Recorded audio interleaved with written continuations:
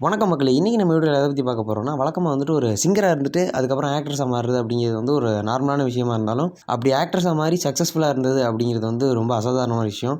இது வந்துட்டு நம்ம ஊரில் வந்து ரொம்ப ரேரான விஷயமா இருக்கிறப்ப, ஹாலிவுட்டில் வந்துட்டு இன்னும் ரேராக தான் இருக்குது. ஸோ அப்படி வந்துட்டு ஒரு சிங்கராக இருந்துட்டு ஒரு சக்ஸஸ்ஃபுல் ஆக்ட்ரஸாக மாறினது அப்படிங்கிற லிஸ்ட்டில் வந்து சொல்கிற அளவுக்கு பேர் எடுத்த ஒரு ஆள்னா ஹெய்லி ஸ்டெயின்ஃபீல்டு. இவங்களோட பேர் ரொம்ப புதுசாக இருக்குது அப்படின்னா நிறைய பேர் வந்துட்டு பம்பிள் பீ படத்துடைய கேஸ்ட்டில் வந்துட்டு சார்லி வாட்சனாக ஒரு பொண்ணு நடிச்சிருக்கும். அதுதான் இந்த பொண்ணு. இவங்களுக்கு வந்து அவார்டுன்னு சொல்லப்போனால் வந்து பஃப்டாவில் வந்துட்டு பெஸ்ட் லீடிங் ஆக்ட்ரஸ் அப்படின்ற ஒரு அவார்டு கிடச்சிச்சு. அதே நேரத்தில் வந்துட்டு ஆஸ்கருக்கு வந்துட்டு நாமினேட் ஆனாங்க. பட் வந்து அவார்டு கிடைக்கல. பட் நாமினேட் ஆனதே ரொம்ப பெரிய விஷயம் அப்படின்னு நான் நினைக்கிறேன். ஸோ வந்து பெரிய பெரிய ஹிட்டான ஹீரோயின்ஸ்க்கு வந்து லிஸ்ட்டு போடுறதுக்கு பதிலாக இந்த அண்டர் ரேட்டட் ஹீரோயின்ஸுக்கும் வந்துட்டு லிஸ்ட்டு போடணும் அப்படிங்கிறது தான் எங்கள் சேனலோடைய நோக்கம். ஸோ 2 பேருமே வந்துட்டு நாங்கள் கவர் பண்ண முயற்சி பண்ணுவோம். வீடியோ ஃபுல்லாக பார்த்துட்டு வீடியோ பிடிச்சிருந்துச்சா மட்டும் சேனலுக்கு சப்ஸ்கிரைப் பண்ணுங்கள். இல்லைனா சப்ஸ்கிரைப் பண்ண வேணாம். டைம் வேஸ்ட் பண்ணாமல் வாங்க வீடியோக்குள்ளே போகலாம்.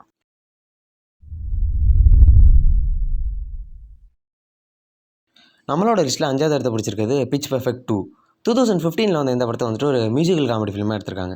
இந்த படத்தோட கதை என்னென்னு பார்த்தீங்கன்னா, ஒரு குரூப் ஆஃப் பொண்ணுங்க இருப்பாங்க. இவங்க வந்துட்டு ஒரு பேண்டு கச்சேரி பண்ணுற பொண்ணுங்கன்னு வச்சுக்கோங்க. நல்லா பாடுவாங்க. நம்ம கேபாப் மாதிரின்னு வச்சுக்கோங்க. இந்த மாதிரி சமயத்தில் வந்துட்டு கெனடி சென்டர் அப்படிங்கிற இடத்துல வந்து ரொம்ப கேவலமான ஒரு பெர்ஃபார்மன்ஸை கொடுத்ததுனால இந்த குரூப் ஆஃப் பொண்ணுங்க, இவங்க பேர் வந்துட்டு பாடன் பெல்லாஸ் அப்படின்னு இந்த பேண்டு பேர். இவங்கள வந்து ரொம்ப கேவலமாக கழுவி ஊற்றிடுவாங்க. இது பொதுமக்கள் மத்தியிலையும் வந்துட்டு கொஞ்சம் கேவலமாயிடும்.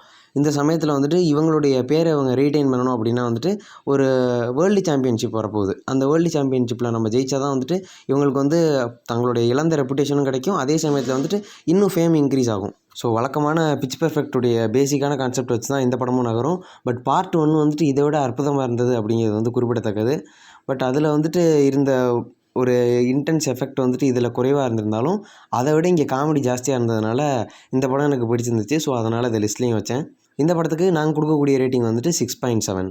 அடுத்தது நம்மளோட லிஸ்ட்டில் 4வது இடத்த பிடிச்சிருக்கிறது ரோமியோ அண்ட் ஜூலியட். 2013 வந்த இந்த படத்தை வந்துட்டு ஒரு ரொமான்ஸ் ட்ராமா ஃபிலிமாக எடுத்திருக்காங்க. இந்த படத்தோட கதை என்னென்னு பார்த்தீங்கன்னா, 2 யங்ஸ்டர்ஸ் இருக்காங்க. இவங்க 2 பேரும் வந்துட்டு 2 எதிரி ஃபேமிலிகள். அதாவது வந்துட்டு 2 பேருக்கும் வந்து ஒரு பகை இருக்கும்ல, அந்த மாதிரி 2 ஆப்போசிட் ஃபேமிலியை சேர்ந்தவங்க. ஆனால் 2 பேருக்கும் வந்துட்டு காதல் ஏற்படுது.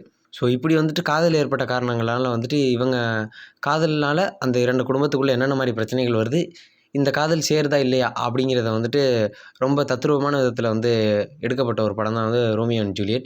இந்த படத்தை வந்துட்டு நம்ம ஆக்சுவலாக வந்துட்டு ஒரு ஷேக்ஸ்பியர் ப்ளேயாக வந்து நம்ம ஸ்கூல் டேஸ்லேயோ இல்லை காலேஜ் டேஸ்லேயோ ஏதோ ஒரு இடத்துல வந்து அதை பார்த்துருப்போம். இல்லைனா வந்துட்டு படங்களில் கூட பார்த்துருக்க வாய்ப்பு இருக்குது. பட் வந்து இந்த படத்தில் வந்துட்டு இது ரொம்ப அற்புதமாக எடுத்திருப்பாங்க.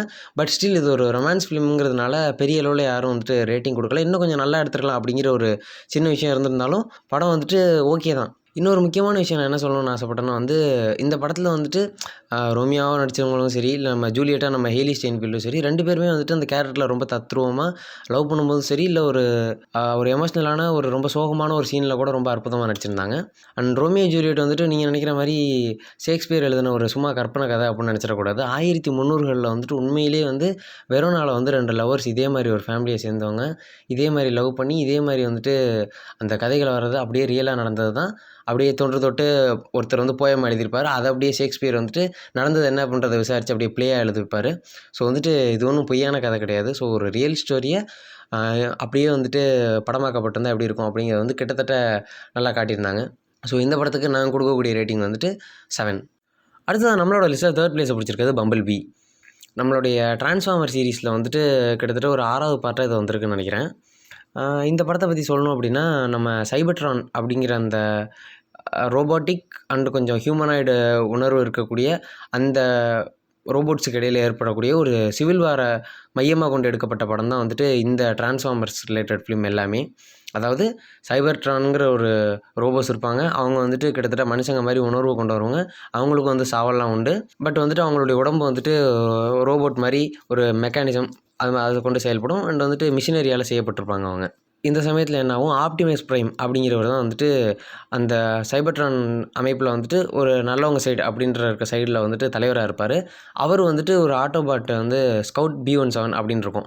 அந்த ஆட்டோபாட்டுக்கு என்ன சொல்லுவார்னா, நீ போயிட்டு பூமியில் வந்துட்டு ஒரு பேஸ் ஒன்று ஃபார்ம் பண்ணு, நம்ம வந்துட்டு அந்த இடத்துல எல்லோரும் அங்கே மீட் பண்ணுறதுக்கு ஒரு பாயிண்ட்டாக இருக்கும் அது அப்படின்னு வந்து அதை இங்கே அனுப்பிவிடுவார். இவரை இங்கே அனுப்பிவிட்ட சமயத்தில் அந்த பாட்டை இங்கே அனுப்பிவிட்ட சமயத்தில் அந்த பாட்டு வந்துட்டு ஒரு பொண்ணு கூட அப்படியே ஃப்ரெண்ட் ஆகி பழகி அப்படியே அந்த பொண்ணு கூட வந்துட்டு கிட்டத்தட்ட ஒரு காதல் ஏற்படுற மாதிரி ஒரு உணர்வில் ஈடுபட்டுருங்க. அந்த பொண்ணு பேர் சார்லி. அந்த பொண்ணு வந்துட்டு ஸ்கவுட் B17 அப்படின்லாம் கூப்பிட்டுட்டு இருக்க முடியாது. அழகா ஒரு பேர் வைப்போன்னு பம்பிள் பீன்னு பேர் வைக்குங்க. இந்த பம்பிள் பீ வந்துட்டு இந்த சிவில் வார்க்கு என்னென்ன மாரி கான்ட்ரிபியூஷன் பண்ணியிருக்குது. அண்ட் சிவில் வார தடுக்கிறதுக்கு பம்பிள் பீ வந்துட்டு நிறைய ஹீரோயிசமான ஒரு ட்விஸ்ட்டான விஷயங்கள்லாம் செய்யுங்க. அதனால் வந்து பம்பிள் பீயுடைய வாழ்க்கை வரலாறு தான் அந்த மொத்த படமுமே. மற்றபடி நீங்கள் ஆப்டிமஸ் பிரைமுக்கு படம் எடுத்தால் கூட வந்துட்டு உங்களுக்கு இவ்வளோ இதாக இருக்காது. பட் பம்பிள் பீக்கு எடுத்தீங்கன்னு வச்சுங்களேன், உங்களுக்கு நிறைய எமோஷனல் சீன்ஸும் வரும், அதே நேரத்தில் ஃபைட்டிங் சீன்ஸும் கலந்துருக்கிறதுனால பம்பிள் பீ வந்துட்டு ஒரு பெஸ்ட்டான ஆப்ஷன். ஸோ வந்து இந்த படத்தை வந்துட்டு நீங்கள் ஃபேமிலி கூட உட்காந்து தாராளமாக பார்க்கலாம். இந்த படத்துக்கு நாங்கள் கொடுக்கக்கூடிய ரேட்டிங் வந்து 7.3. அடுத்தது நம்மளோட லிஸ்ட்டில் செகண்ட் பிளேஸை பிடிச்சிருக்குது எட்ஜ் ஆஃப் 17. 2016 வந்து இந்த படத்தை வந்துட்டு ஒரு காமெடி ட்ராமா ஃபிலிமாக எடுத்திருக்காங்க. இந்த படத்தோட கதை என்னென்னு பார்த்தீங்கன்னா, நாடின் அப்படின்ற ஒரு பொண்ணு இருக்கா. இந்த பொண்ணுக்கு வந்துட்டு தன்னோட அம்மாவையோ தன்னுடைய அண்ணனையோ வந்துட்டு பிடிக்கவே பிடிக்காது. இவளுக்கு வந்துட்டு பிடிச்ச ஒரே ஆள் வீட்டில் யாருன்னா அவங்க அப்பா மட்டும்தான். ஸோ வந்துட்டு தன்னுடைய பிரச்சனைகள், தன்னுடைய சந்தோஷமான விஷயங்கள் இது எல்லாத்தையுமே வந்துட்டு ஷேர் பண்ணுறது தன்னுடைய அப்பா கூட தான் இருக்கும்.